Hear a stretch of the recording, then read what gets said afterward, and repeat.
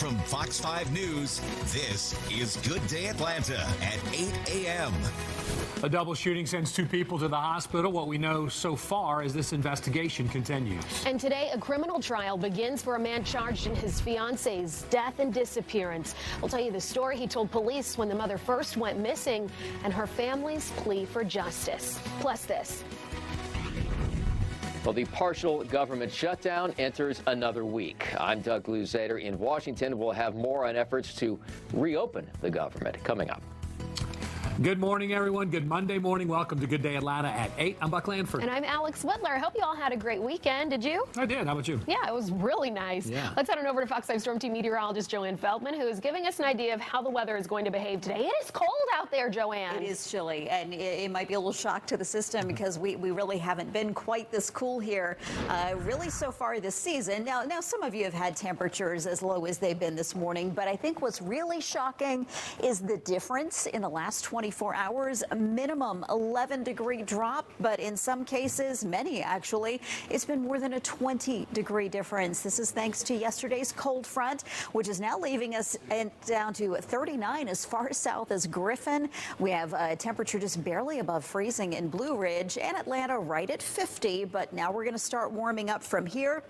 And that warm up is slow and steady. It comes with a lot of sunshine, mid-60s at noon. And then today, when we reach that 71-degree high temperature, you can see we're very close to normal. So no more record temperatures like we had last week. Now that these cooler temperatures are here, the next order of business is bringing in some more rain. And I'll show you when we're expecting that coming up in a few minutes. Natalie?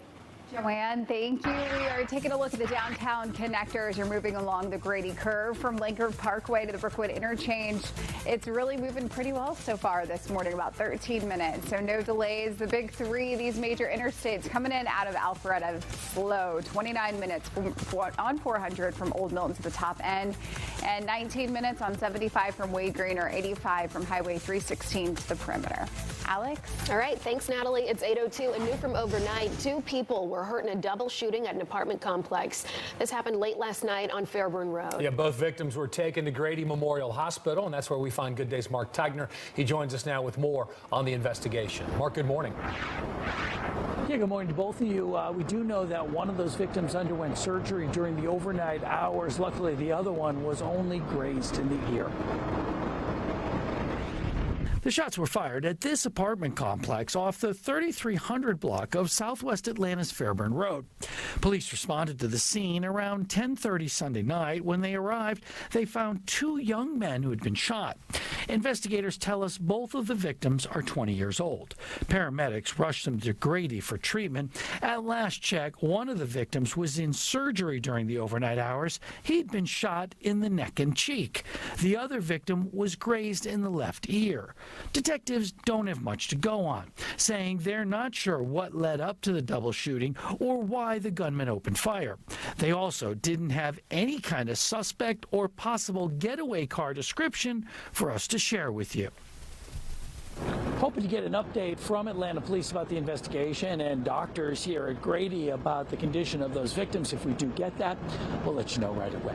Reporting live from Grady Memorial Hospital in downtown, I'm Mark Tigner for Good Day Atlanta. Okay, Mark, thanks. We're coming up on 8:04 now, and this morning we're working to learn more about a deadly shooting in a Clayton County neighborhood. This happened at a home on 5th Avenue, not far from Flint River School. That's in Jonesboro. There's no word yet on what led up to the shooting or any information about a gunman, but we'll keep you posted. As soon as we learn more, we'll let you know. Atlanta police say a road rage shooting led to the death of a 21-year-old along I-75. This happened Saturday near the Northside Drive exit. Police say that 2 drivers pulled off on the right shoulder and both started shooting. And that's when investigators say the 21-year-old man fell into traffic and was hit by 2 cars. Investigators are asking anyone who may have witnessed what happened to come forward. Today, a criminal trial is set to begin for a man charged in his fiance's disappearance and apparent death. Last year, Tiffany Foster, who's from Coweta County, was declared legally dead. Yeah, the story her fiance told at the time just didn't really add up, and now he's charged with malice murder. Good Day's Caitlin Pratt is at the Fox 5 Live Desk with more on what's ahead in a case, Caitlin, that's grabbed national headlines. That's for sure. Good morning to you both. And there's a layer to this story that's tugged at so many, even outside Tiffany Foster's family. Her body has yet to be recovered. And if anybody do know anything, could you please, contact this office and let them know. That was March 2021. Reginald Robertson making a public appeal for information in the disappearance of his fiancée, Tiffany Foster. 4.5 years later, he will be in a Coweta County courtroom, accused of malice murder. Foster, 35 at the time she vanished, left her Noonan apartment to run errands.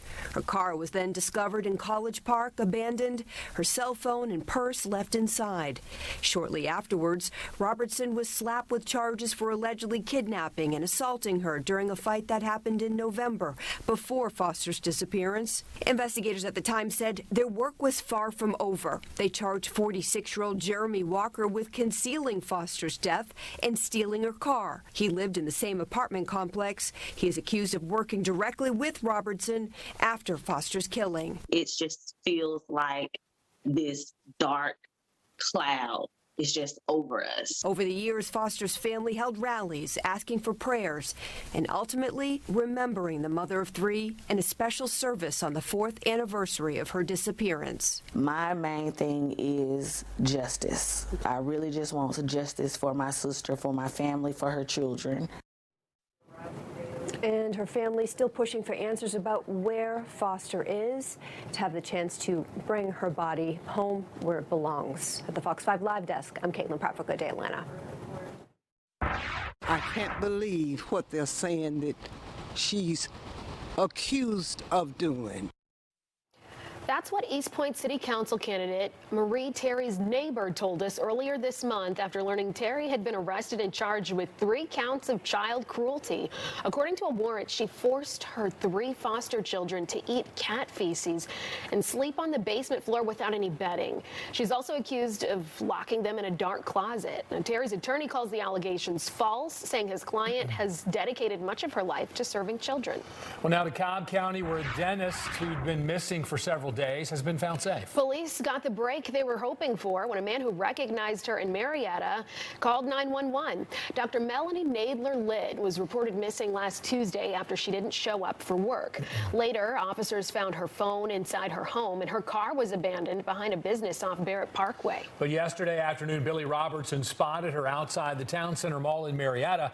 He tells us he recognized her because she was his dentist years ago. Asked her, hey, are you a dentist? By chance, do you remember me? I just got this weird feeling that I should at least ask. Cobb County police say Dr. Nadler-Litt was not in any danger and there's no indication of foul play. Glad she's okay. It's 8:08 now, and we are turning to an update on a story we've been following for months. Deported journalist Mario Guevara shares what life is like now 2 weeks after he was sent back to his home country of El Salvador. Yeah, you'll recall his deportation followed his arrest back in June at an anti-ICE protest in DeKalb County. He was sent back home on October 3rd. Well, now that he's returned to Central America, Guevara says he's accepted his fate, but he's heartbroken to be far from the country he called his second home. It's hard because my family is there. My kids don't want to come to El Salvador to live here. They only want to come as a visit, as a tourist. And it's hard for me because, they have a life there. Guevara also shared he plans to continue reporting for a local news outlet in El Salvador. Millions of people across the country are reflecting after taking part in a nationwide No Kings rally over the weekend, protesting against the Trump administration's policies. Nearly 36 rallies were held here in Georgia, and one of the largest was in Atlanta. The march drew hundreds of people. You're taking a look at some aerial images from it. Georgia's rallies were held in conjunction with demonstrations in other major cities such as New York and Washington, D.C. Event organizers say more than 7 million people participated in 2,700 No Kings demonstrations nationwide. Some top Republicans condemned the protests, calling them distractions.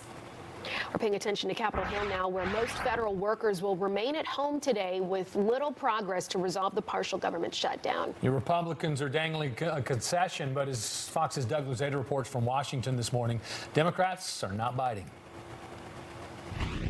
So this is an overture from Republicans, but Democrats say it doesn't go far enough, and there is no end in sight for this shutdown. The protests across the country this weekend may have been called No Kings, but for Democrats on Capitol Hill, the takeaway message was no deal. House Republicans are now heading into their 4th week of vacation.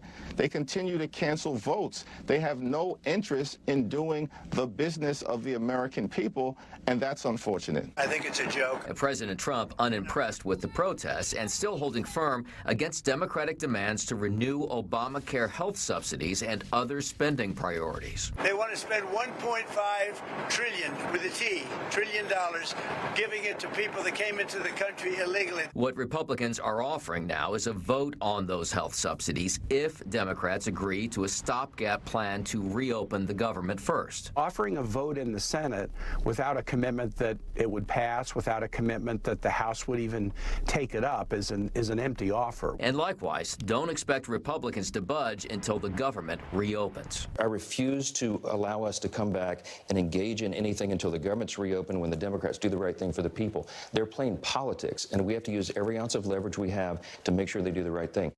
But more missed paychecks and more disruptions for air travel are increasing pressure on both sides to strike a deal. In Washington, Doug Luzader, Fox News.